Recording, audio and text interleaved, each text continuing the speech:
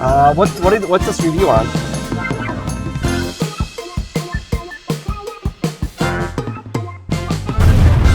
Hello there. Real short video on how to identify how many of each type of subatomic particle there will be, in case you forgot. So we did this in class. You can always go back and do the PhET simulation. And this is just the summary of it. This should all make sense by now. Protons, neutrons in the center, electrons orbit on the outside, protons positive, electrons are negative. The number of protons determine the type of atom, which is the atomic number.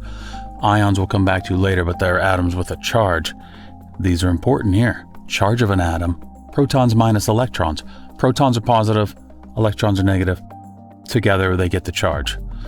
The mass number of an atom is the protons plus the neutrons. Okay, so if we're figuring out mass, that's the equation there.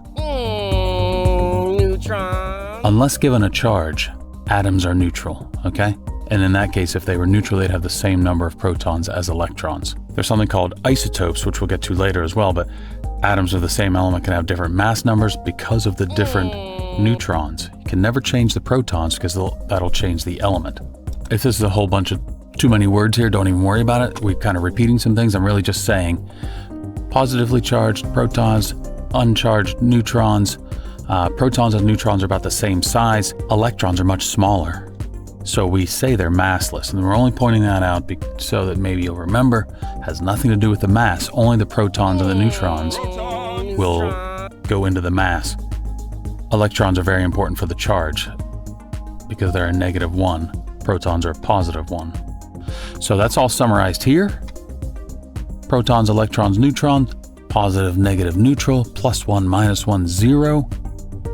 And their mass is 1, 0, 1. If this is going too quick, rewind it. Watch it again. And then this is just a picture of that.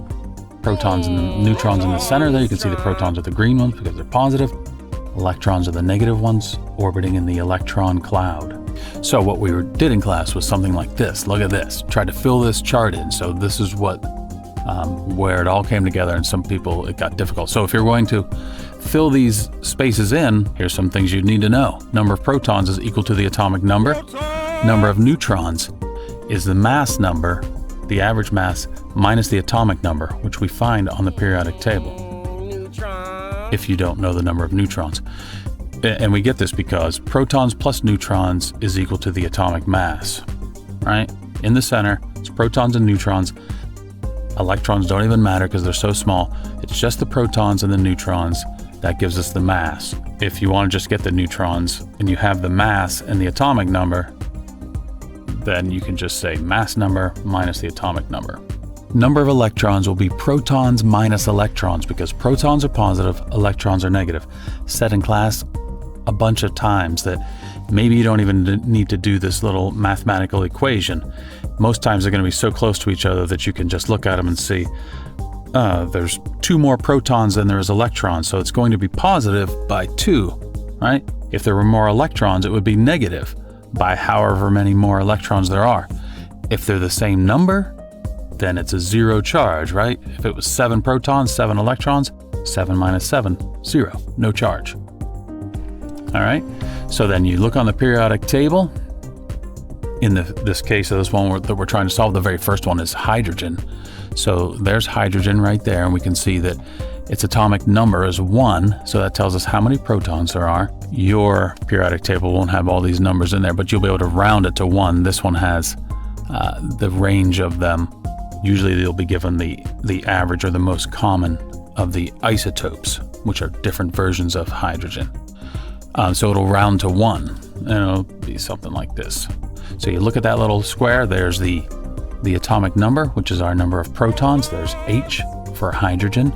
Here's our atomic mass in AMU, atomic mass units. Don't really even need to worry about the unit on this, and that is protons plus neutrons. So we come back to here.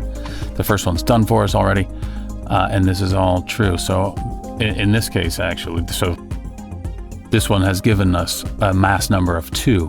So this is a different isotope, right? You look on the periodic table and there's 1. If you're in this table here, the mass number was given to you as 2, that's a different isotope of hydrogen. So it's 1 proton plus 1 neutron equals a mass number of 2. Okay? And if there's 1 electron, then the charge is going to be 0 because there's 1 positive proton and there's 1 negative electron, so they balance out to 0. So if we wanted to figure out this next one, you would go back to the periodic table, you'd find atomic number 1, know what it is already. It's hydrogen. On this sheet, what was given to you was the 2 neutrons. So if we had the situation where hydrogen had 2 neutrons, then the mass number would be 3 because 1 proton plus 2 neutrons. So these are different isotopes of hydrogen. But the important thing is the mass number is protons plus neutrons. And so if you're given the number of neutrons, that's how you figure out the mass number. The only time you need to use the periodic table for the mass number is if you don't know how many neutrons there are. And so then our charge here is still 0 because we've got 1 positive proton, 1 negative electron. Balance out to 0. If we were to go down this, we could look up sodium. We'll do one more here. Sodium is number 11 on the periodic table, so that means it's going to have an 11 here for the atomic number. So there's 11 protons. Since the atomic mass is 23, 12, that's 12 plus 11 is 23. And here's a situation where we have 11 protons, but only 10 electrons in this case. So you can think 11 minus 10 is a positive 1. Or again, if you just want to think there's 11 positives and 10 negatives, there's 1 more positive than there is negatives. So we end up with a positive 1. Right here, this one, titanium. So has an atomic number of 22. So there's 22 protons. And in this example, there's 24 electrons. So there's 2 more negatives than there are positive. So you can think that, so it has to be a negative 2, or we could do the equation. 22 minus 24 is a negative 2. So let's go back to the, if this is where we are, this is what the page was that you worked on in class. Here's the carbon ones that I want to talk about. So we go back to the periodic table. Here's carbon right there. It's number 6, has an atomic number of 6. Carbon or C is the symbol. Atomic mass, average atomic mass of 12 is what we're going to use. So in that situation then there is 6 protons, 6 neutrons, giving us a atomic mass of 12. Since the charge was 0, there's 6 electrons to balance out the 6 protons. I guess on your sheet that was blank, you would have looked up carbon, found out that it was a 6, put in the 6, then you would have, since the mass was 12, you could have said 12 minus 6 is equal to 6, right? Because we know that this number here has to, when added to the atomic number, equal 12. And it was given to you that there were 6 electrons, so that would make the charge be 0 because it's balanced out. Okay, and so in the next one here, this is why I want to kind of look at this one. So that's called carbon 12. That's the isotope of carbon called carbon 12 because it has an atomic mass of 12. So this next one's a little bit different. We're not going to use a mass of 12 because we're given 7 neutrons. We know that this number here is going to be a 6 because it's carbon. Those all have to be 6s because carbon is number 6. So the difference then is that this number here now is going to change because we're going to add together 6 plus 7 neutrons. And we're going to get 13. So this would be carbon 13 is what it's called, with an atomic mass of 13. So what we have then, 6 protons. Let's go up here and look at this one. So 6 protons. What was given to you was a -1 charge. So how could this end up with a -1 charge with 6 protons? The only possible way is that there are 7 electrons. There's 7 negatives, only 6 positives, so in the end we end up with a -1 charge. 6 minus 7 equals -1. So this last one then, carbon 14. So you were given the 14 and you were given the 5 electrons. We'll come back to that. So if we know it's carbon 14, we know there's 6, still has to be 6 protons. And the number then that would go here, what number added to 6 gets us 14? Or you might say 14 minus 6 is going to be 8.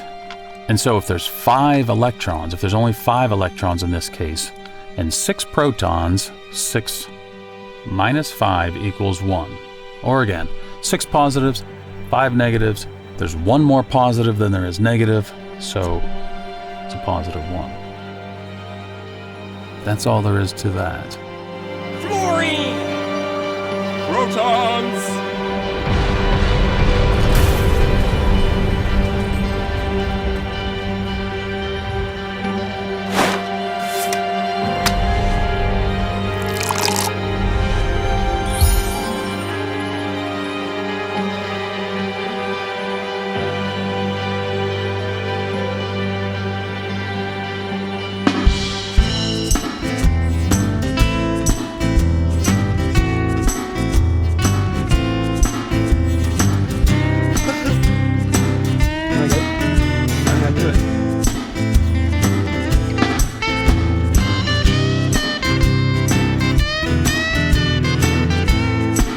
Protons!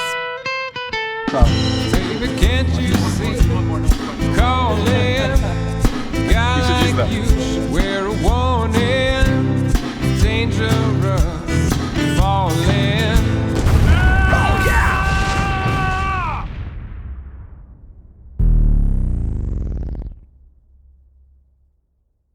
Get out of here!